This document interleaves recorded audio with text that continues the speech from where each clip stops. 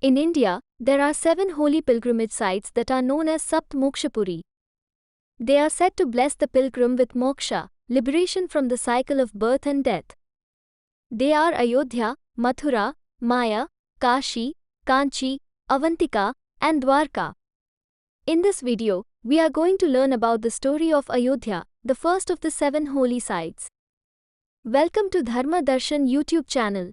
Please like this video and subscribe to our channel for more such interesting videos about the Hindu mythology. Located in the heart of Uttar Pradesh, northern India, Ayodhya's origins are as divine as they are ancient. The city was founded by Vaivasvata Manu. He is the son of Lord Surya, the sun god. Manu established Ayodhya as the capital of the Koshala kingdom, a center of power and spirituality that flourished under his rule.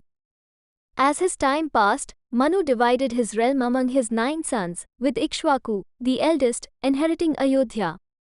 This marked the beginning of the Ikshvaku dynasty, under which great kings like Madhata, Ambaisha, Dilipa, Sagara and the legendary king Raghu, known for his unmatched skills in warfare, reigned. Ayodhya has always been a land of plentiful resources, never once touched by famine. Its people lived in contentment, thriving under the benevolent rule of their kings. During the era of King Dasharatha, the 31st king of the Ikshvaku dynasty, Ayodhya reached new heights. But King Dasharatha didn't have children for many years. Longing for heirs, King Dasharatha decided to perform the sacred Putrakamesti Yagam, a ritual pleading for divine intervention. Answering his prayers, Agni, the god of fire, appeared with a golden bowl containing payasam, a divine delicacy. This sacred offering was shared among his 3 queens, blessing them with sons, Rama, born to Queen Kausalya, Lakshman to Queen Kaikeyi, and twins Bharat and Shatrughna to Queen Sumitra. Rama is the 7th avatar of Lord Vishnu. He was destined for greatness.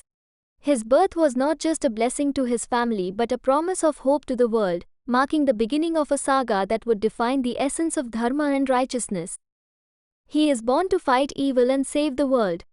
Rama was finally coronated as king when he returned to Ayodhya after defeating the tyrannical king Ravanasura and rescuing his beloved wife, Sita. Rama's return to Ayodhya was a moment of monumental joy and relief after his arduous journey. According to the epic Ramayana, Rama's reign over Koshala lasted for more than 11,000 years, a golden era of justice, peace, and prosperity. At the end of his earthly journey, Rama was absorbed back into the Sarayu river, returning to his divine form Lord Vishnu.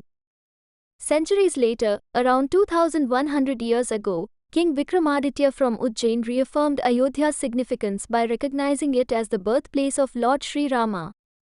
He commissioned a temple built from crystal stones, a beacon of devotion and reverence. Further enriching this sacred site, King Jayachandra expanded the temple complex, enhancing its grandeur. However, the original temple was destroyed in the 16th century by King Babur of the Mughal dynasty, who erected a mosque in its place. After centuries of contention and longing, a new chapter began on the 23rd of January, 2024, when the newly constructed temple of Lord Sri Ram was opened to devotees, restoring the spiritual legacy of this hallowed ground. Thank you for watching. Please like this video and subscribe to our channel for more such interesting videos.